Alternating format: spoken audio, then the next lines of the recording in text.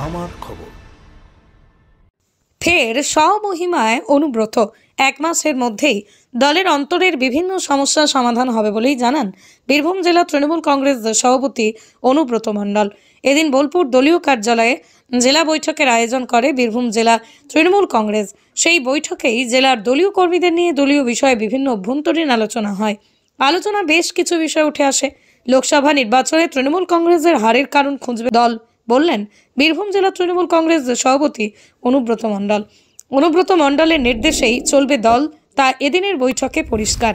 2.5 বছর পর অনুব্রত মণ্ডলের তত্ত্বাবধানে জেলা কমিটি বৈঠক। 26শে বিধানসভা নির্বাচন, তাই বিধানসভা নির্বাচনকে পাখির চোখ করে বীরভূম জেলা তৃণমূল কংগ্রেস সংগঠনকে মজবুত করতে ঝাঁপিয়ে পড়তে চান। তবে এই বৈঠকে পরিষ্কার করার একটা বিষয় ছিল অনুব্রত মণ্ডলের, যা তিনি কর্মী সমর্থকদের সমর্থনে পরিষ্কার হয়ে গেছেন। তবে অনুব্রত মণ্ডলের দলের হাল ধরায় সকলেই খুশি হয়েছেন। অনুব্রত মণ্ডল জানান, 2026-এ বিধানসভা নির্বাচনে বীরভূমের 11টি ও বর্ধমানের 3টি আসন জয়লাভ করবে তৃণমূল কংগ্রেস। এই বিষয় নিয়ে বৈঠকে সকলেই অঙ্গীকার করেছে বলেই জানান রাজ্যের মন্ত্রী চন্দ্রনাথ সিংহ। খুব শীঘ্রই ব্লক ভিত্তিক দলীয় সভা শুরু হবে। বেশ কয়েকটি অঞ্চলে গোষ্ঠীদ্বন্দ্ব প্রকাশ পেয়েছে তৃণমূল কংগ্রেসের অন্তরে। সেই বিষয় নিয়ে প্রশ্ন করা হলে অনুব্রত মণ্ডল জানান, 1 মাসের মধ্যেই সব জল হয়ে যাবে।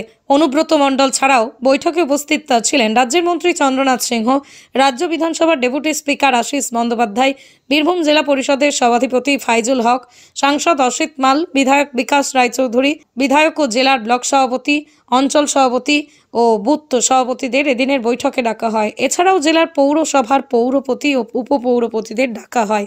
আমরা যেসব বুথে হেরে আছি, মন্ত্রী থেকে আমরা সবাই একই কথা বললাম, যেসব বুথে আমরা হেরে আছি অঞ্চল president, block president, MLA plus panchayat সভাধিপতি, পঞ্চায়েতের প্রধান নিয়ে প্রত্যেকটি অঞ্চলে 10 জন করে বুথের লোককে ডেকে সেখানে বসে কেন হারলাম, কি জন্য হারলাম, বুথ প্রতিটা ব্লকে যে বুথে হেরে আছে। এটা কবে থেকে শুরু হচ্ছে দাদা? এটা মোটামুটি 30-এর পর শুরু হবে। কি পদ্ধতিতে সেগুলো রিকভার করা হবে? এমএলএরা দেখে নেবে, এমএলএরা যেখানে এমএলএ আছে তারা দেখে নেবে, তাদের টিম থাকে। আপনার কোনো সভা? আমার সভা আমরা বসবো, আবার আমরা যারা আছি 7 জন বসবো, প্লাস ব্লক প্রেসিডেন্ট বসবো, মেন লিডারদের ডাকবো, বসে আমরা আবার 26 জানুয়ারি পর আমরা বসবো। দাদা, শহরের বিভিন্ন শহরে যে ভোটের হার, সেই সেটা আমাদের 3টে শহরে হার আছে, রামপুরহাট, বোলপুর, সিউড়ি। এটা নিয়ে আমাদের আলোচনা চলছে। মানে দিন পর জেলা কমিটির বৈঠক, কর্মীরা কতটা উৎসাহিত?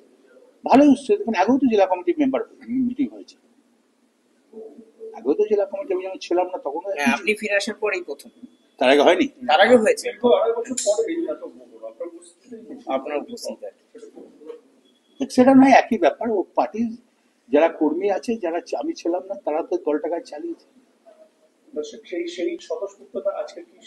না, আমার বক্তব্য, আমি যখন ছিলাম না তাদের দলের হালটা স্বতঃস্ফূর্ত ছিল, সবারই ছিল। দীর্ঘদিন পর অনুব্রত মণ্ডলকে পাওয়াতে সবাই খুব খুশি এবং তারা অঙ্গীকার করেছে যে আমরা 11টা সিট বীরভূমে, বর্ধমানে 3টে সিট, 14টা সিট।